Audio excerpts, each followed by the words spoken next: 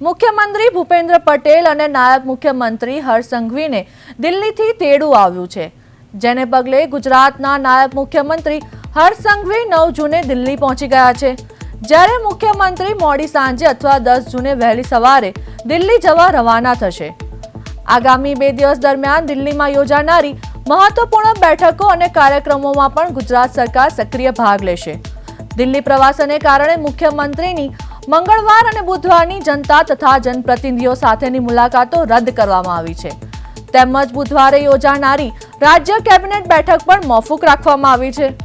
પ્રવાસ દરમિયાન વડાપ્રધાન નરેન્દ્ર મોદીના વડાપ્રધાન તરીકેના 12 વર્ષ પૂર્ણ થવાના અવસરે યોજાનારા વિશેષ કાર્યક્રમમાં મુખ્યમંત્રી અને નાયબ મુખ્યમંત્રી હાજરી આપશે અને કેન્દ્રીય ગૃહમંત્રી અમિત શાહ સહિતના વરિષ્ઠ નેતાઓ સાથે મુલાકાત થવાની શક્યતા છે।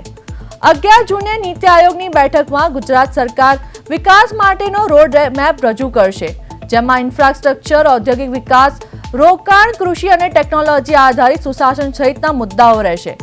કેન્દ્રીય ગૃહમંત્રી સાથે કાયદો અને વ્યવસ્થા અને સરહદી સુરક્ષા સહિતના વિવિધ મુદ્દાઓ પર ચર્ચા થવાની સંભાવના છે।